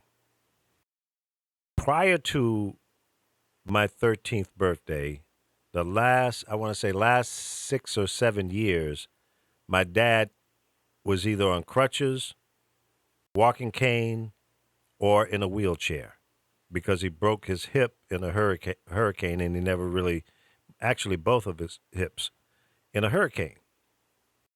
So my young days, I don't remember playing baseball with my dad, football, or anything like that. I remember one time going out in a rowboat fishing with my dad. And I might have been 6 or 7 years old. Prior to that, there wasn't much activity because he was an older man and he just didn't have the physical ability to do the things that most dads do with their son. So camping and doing outdoor stuff. I didn't have that experience with my dad. I was a member of the Boy Scouts. I did have activities in school. So I had it pretty normal, but in the absence of my major role model, Dad was basically absent. So from the time I was 13 to today, I had to depend on other role models, neighbors, uncles, and just people that my family knew. So they became that father figure, if you will. But in the household, it was my mom, my 2 sisters, and myself. Period. I turned out okay. So I don't think that we can use this roller or wide paintbrush and just categorically say, if there's no man in the home, then your children are destined to be criminals. You know, I kind of say laughed too, Lee, because when you were talking football, I went with my son. I became the football mother. I'm the one when all the kids didn't have money. They a lot of them came from the projects. I'm the mom that went out and bought them all jock straps, and I drove them everywhere. And I played the role of what a father had to do. Also, when he ran track, the same thing. Exactly. Swimming, the same thing.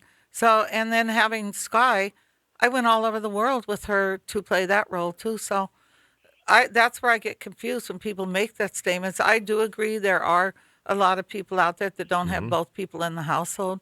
But I don't think it has anything to do with mother and father. There's just some people that just don't care. Now, they don't spend the time to care. There is a new generation of single-parent homes. And there, by the way, there are a lot of fathers out there raising children in the absence of a mother in the home. And I commend them and give them praise as well. But here's the problem. It's not just the absence of a male in the household. It's the overall environment. So today, when there's no male in the household, and sometimes even when there is a male, there's dysfunctional children that come out of it. So you can't, again, just use that rule as, well, that is the problem. That is part of the problem. The generation of parenting today is different than the era that you came up in, Spy Boy, that Carol came up, and what I came up in. We had a different family unit. If the dad wasn't there, somebody else took that position, that role.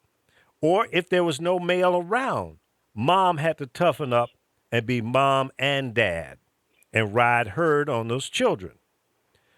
That today is part of the problem. You got grandmothers that are 40 years old. You got mothers at 16, 17 years old.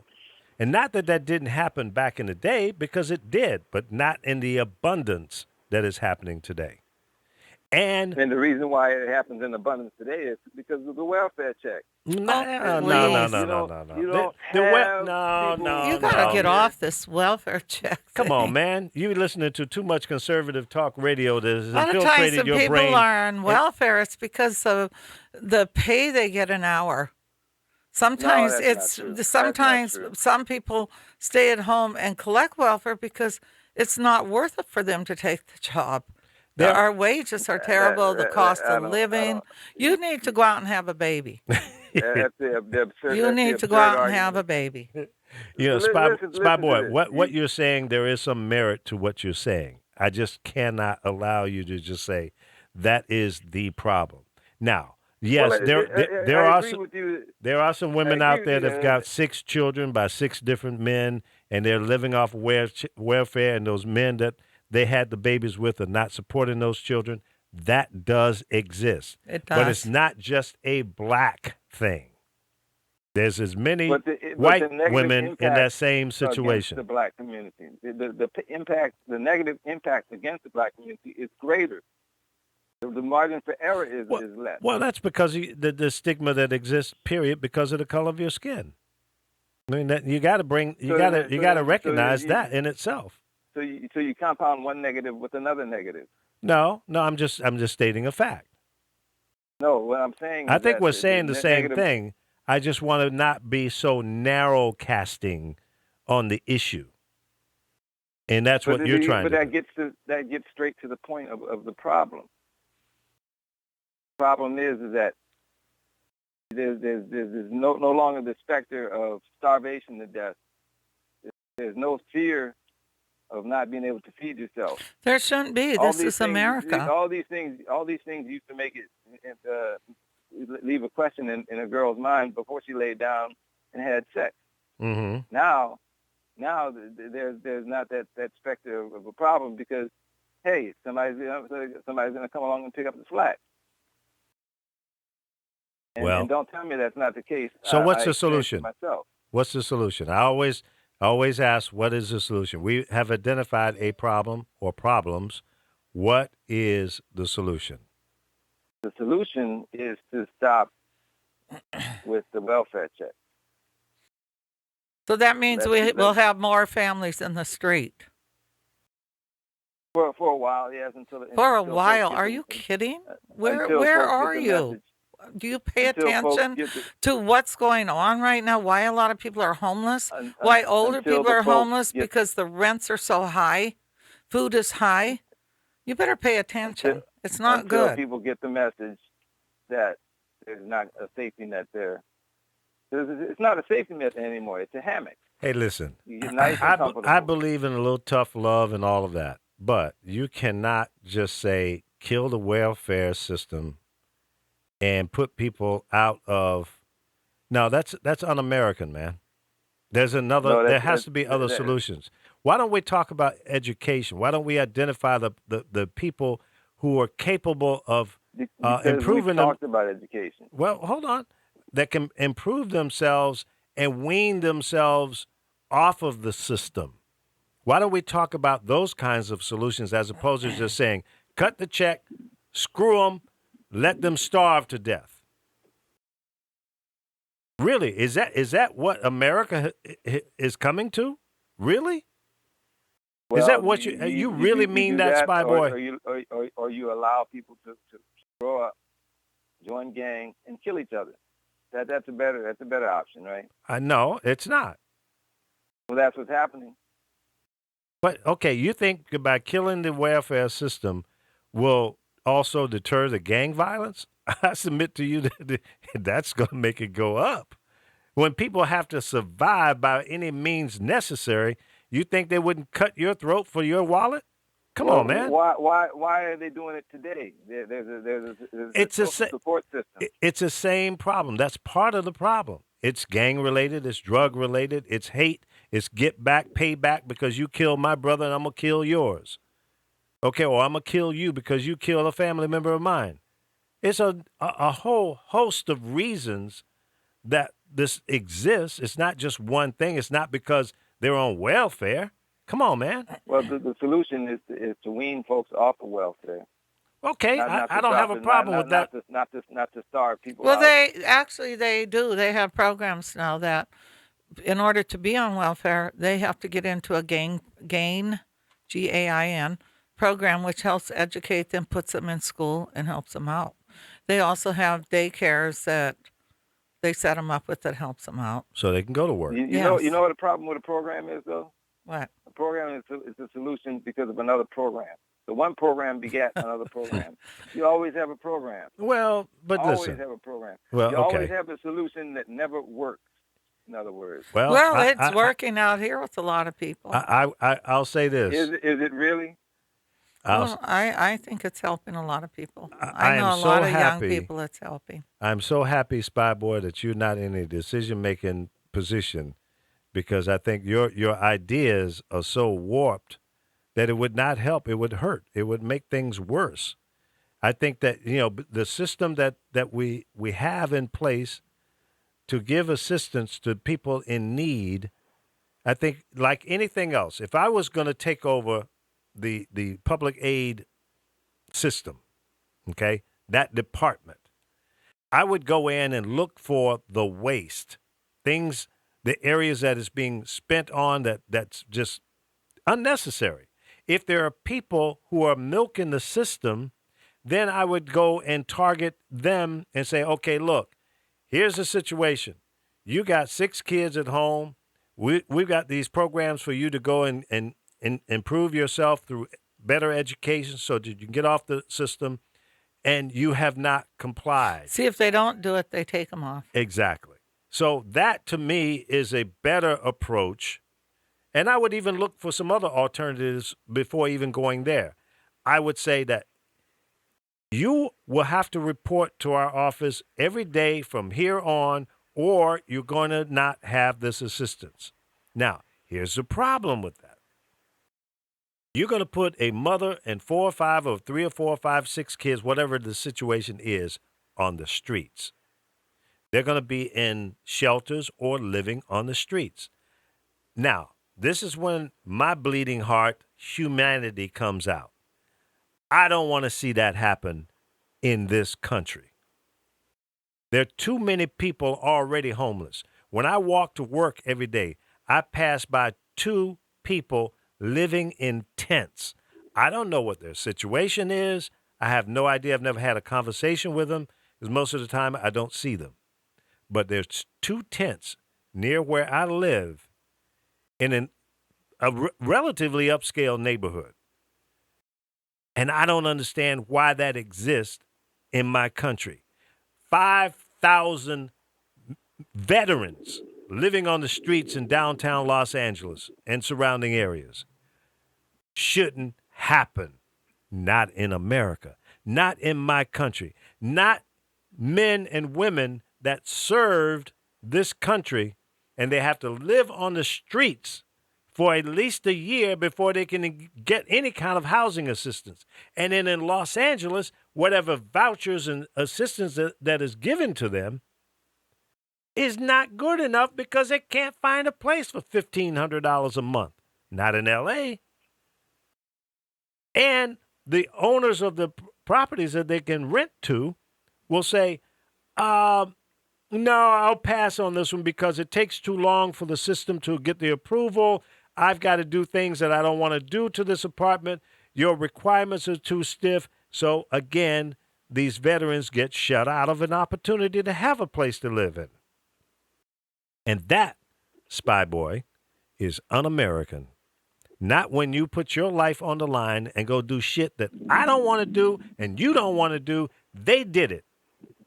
And they're going to come back home, don't have a job, can't get a job. And that's fair? That's American? No, man. No. Not fair at all. No. That's not right. That's not the deal. That's not it, man. So, if we continue to do that, guess what? We're going to have to go back to a draft system because nobody's going to want to go in the military fearing that when they get out, there'll be no job opportunities for them. We piss on our veterans. We shun them to the side. We don't support them after they go and work hard for 4, 6, 8, 10, 12 years, whatever commitment, sacrifices that they made for your freedom. You're always coming on the show, Spy Boy, talking about your freedom being taken away by the government. When a man or woman puts their lives on the line, serve the military, come back and the job that they once had is not there, the woman, wife, children that they had when they were in the military, stationed all over the world, they come back, the wife is with somebody else, their lives are torn apart, and they shouldn't be treated this way. Or husbands. I'm not going to say it's always the guy that comes back home and his wife isn't there. There are women that are serving in the military and they come back and their families are torn apart. Sometimes a dog don't even know them anymore. So there's a host of issues, Spy Boy, that we have to acknowledge and deal with and not look the other way. And I think we need to start with the poor, with the military veterans, and let's upgrade our country. Okay? I don't want to hear no more about taking our country back, making it great again. We are great, but we can make it better. You know, I listen to all of this, and it reminds me that the absurd argument always seems to win the day. You think that, absent of any evidence to the fact that cops are killing people because of racism, but welfare is not the problem with America.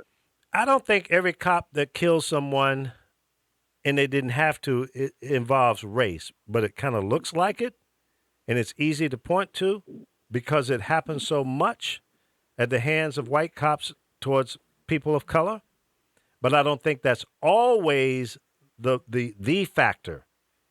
I think that there's the other factor is some of them just get off on killing anybody. They kill as many, if not more, white people as they do black. So are we taking these police as a whole, or are we taking them as individuals? We're talking about the cops that have committed these shootings. That's who I'm talking about. Now, I'm not And talking so- about and those there- that have. and I'm not talking about each- those that have never pulled the trigger on their gun.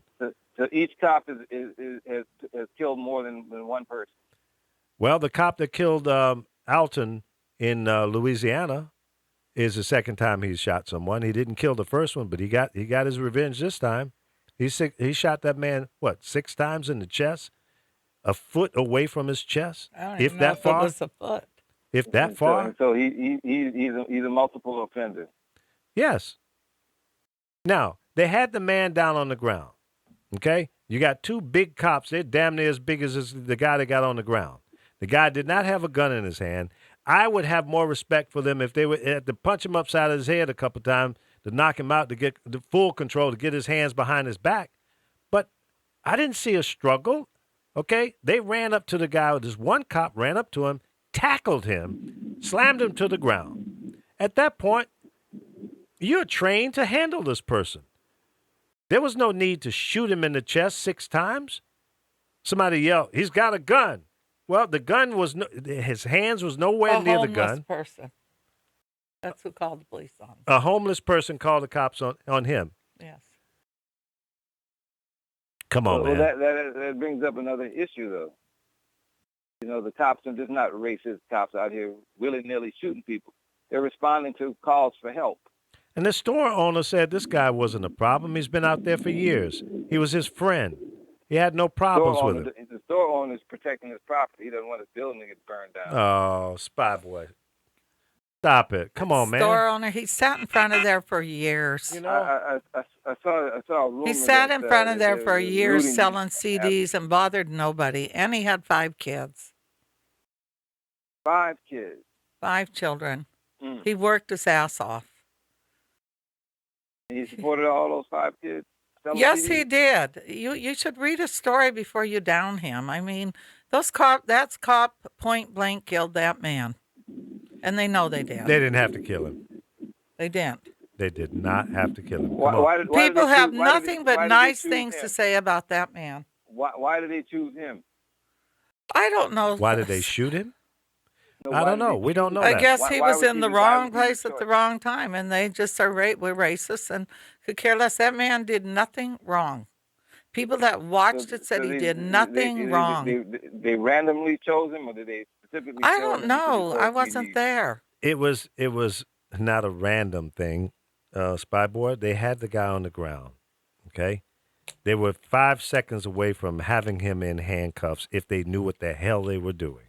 They're trained to do this. Okay, And he wasn't resisting arrest.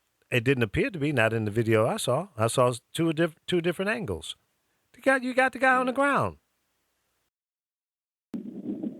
Okay, I'm trying to remember because there's been so many of these cases. Had they tased him? I don't remember if they tased him before If they tased him, they'd be complaining that they tased him. Well, listen, You're a cop, you can't win. I have a problem when you tase someone, they fall to the ground, and then you continue to punish that person. At the same time, you're giving commands, put your hands behind your back. Now, let me hit you with 30,000 volts or whatever it is that come out of those damn tasers. And then I'm going to smack you upside your head, punch you in the face a couple times, and I'm going to hit you with a stick. You tell me. I tell you what, Spy Boy, I'm going to come down. We're going to do a demonstration. We're going to do a test. I'm going to have you ain't tasing me. You're not tasing me. See? You're not- But You're not I mean, but tasing. let's walk through this.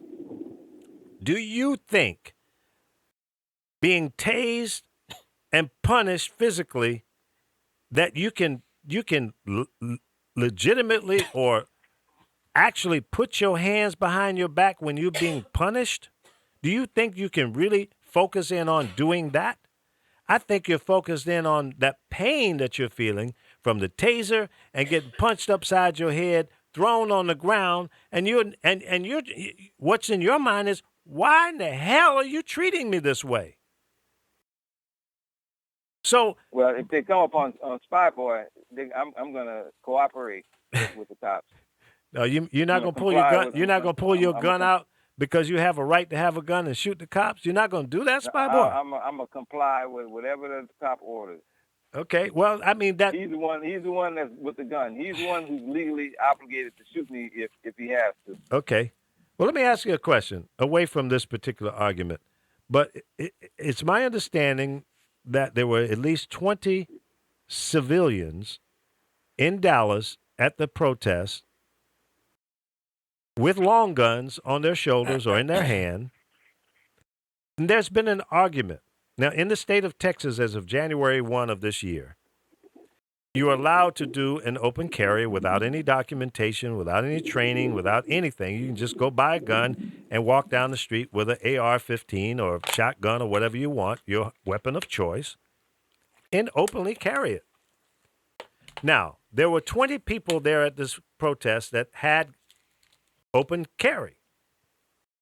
When the gunfire started, they ran like cowards. They ran for the hill. So the argument, the assertion that people say, well, if people were allowed to carry guns, and especially open carry, this kind of activity would never happen because the person that is thinking about doing it wouldn't do it because people are there with guns. So that argument is false. It does not hold water. It didn't work. What's your thoughts on that, Spy My thought Boy? is that it certainly is true that if you need a gun, it's good to have one than to need one and not have. Now, on the other side of that, it doesn't require you to join in gunfire with somebody that you can't even see. No one knew where this guy was. He was popping Yeah, shots if you from- watched videos, there was a man that was in like an apartment or something or office, and he videotaped him. He's seen right And where he- he and was he had at a- and first. he had a- He and had he had a tapes gun. where he didn't. I didn't say he had a gun. I said he watched all this. If you Then- pull up, come you'll on, see pay, it. Pay attention, Carol. Pay attention, Carol. No, I You think said you need to pay people with attention. guns. You need to look at You said people news. how come the people with the guns didn't do anything? Well, I'm well, saying why that the people should with they? guns Who didn't were have they it. supposed to shoot at if you didn't know who you were shooting? That is a They problem. did exactly what they should have did. Drop the guns because it was a Black Lives Matter protest. And quite frankly, I don't think any citizen should have been out there with an open carry. I think that opens up Pandora's The box. one guy that got stopped didn't even have bullets in it. Yep, Well, they arrested two guys as suspects, and they had nothing to do with it. In fact, they gave their guns to the cops because they did not want to be a problem. But you know what? In a way, you have to understand that. They were thinking they might possibly have the person that was doing it. Understood. But this guy, there's a video where he was seen him. Yeah. Seen right where he was at first when he came down to the ground, when he went after this one policeman. Right. Now, what if those 20 people out there with these open carry guns in Dallas, Texas, of all places, start shooting at who they thought was doing the shooting? And what if they were wrong? And maybe some more innocent bystanders could have been injured. Because just because you have a gun does not mean that you know how to use it well, that you would respond in a sticky situation that was. Keep your composure. What kind of training do you have? Most people, very little, if any. Okay? Well, Lee, So I'll give you another what if. I think that's not a good idea. It's I not. have another what if. If my aunt had a penis, she'd be my uncle. What does that have to do? The Yeah, option what does was that there. have to do with this? What we're talking about? It was a what. Whenever somebody starts giving me what ifs, after the first thing I think about is that statement. No. If I was your uncle, I wouldn't have sex.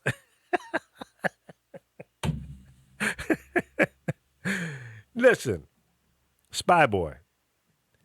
Listen, I don't want to infringe upon anyone's freedom, right to do anything, unless it just doesn't make sense. And this is one of those things that just doesn't make sense.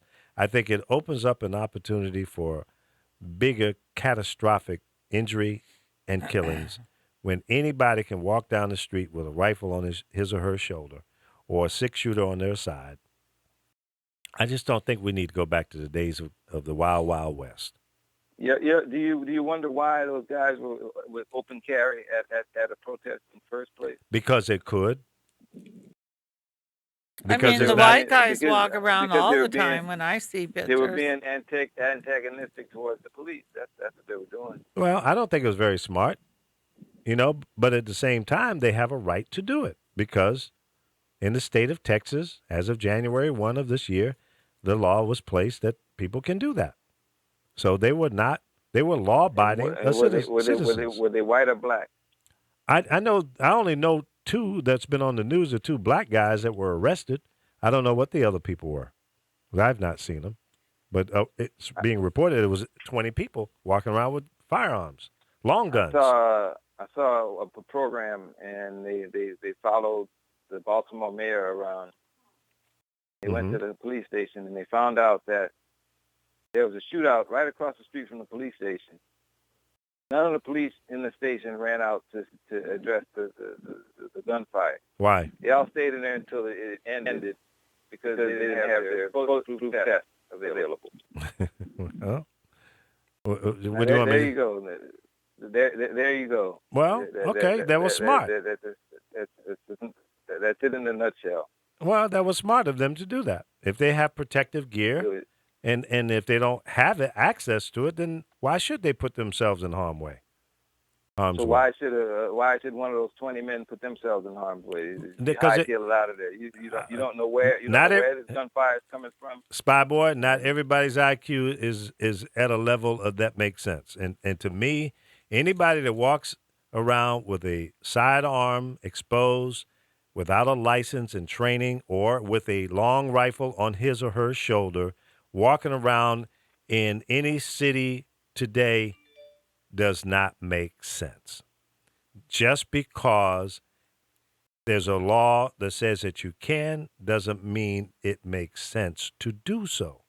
Because if you run into the wrong police officer, or if you run into a person that gets frightened by the fact, and then they do something to you, now you got this gun that you got to now defend yourself with a gun. And I just don't think that everybody's mentality, common sense is the same. Maybe some people can do it. I don't know why you would want to do it. That's the problem I have. Just because the law says that you can. Lee, we know that 100 out of 100% in Texas, in Dallas that night, didn't do what you said. Well, that is true. And I'm glad they didn't. I'm glad they allowed the police officers to do what they're trained to do. I don't have the answers, guys. I'll tell you that. I don't have the answers. But I know that there's a problem that's going on. They're marching on the police. They're not marching on the crime that goes throughout the community, which brings the police into the community. I agree with you 100%. And that is the biggest problem I can see with any of this. I think there should be some energy directed to black on black crime, brown on brown, white on white crime, period. I think there needs to be more attention on that. I think that we, the community, people who live in the community, need to take some responsibility.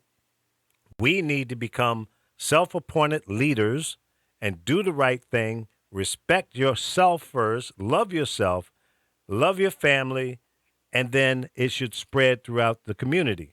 We get to that point, and then have the police officers to do what's necessary on their end, because let's not ignore it. There is a problem in some police departments, and maybe in most. Lee, that takes courage that black Americans don't seem to have the stomach for. Well, let me to stand up to one another. Let me just say this before we get out of here. I would like to live long enough to see that when mothers and fathers don't have to say to their brown and black children that if you go outside, you better be careful because the cops might kill you.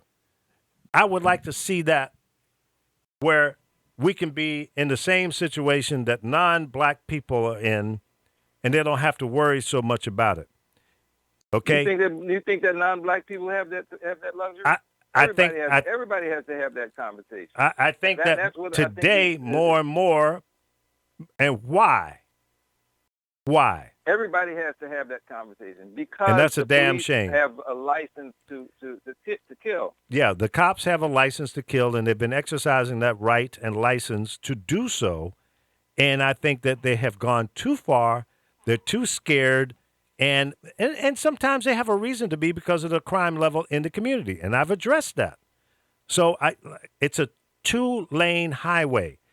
At the same time, simultaneously, we've got 2 issues that need to be dealt with. And with that, we're at the end of the show. Let's come back tomorrow, and we can continue this discussion. Okay? I think that we are smart enough as humans and Americans to address the problem. We know what the problem is. Let's fix it. The Lee Michaels Show is live Monday through Friday, 10 a.m.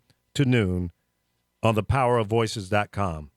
If God's willing, we'll see you tomorrow.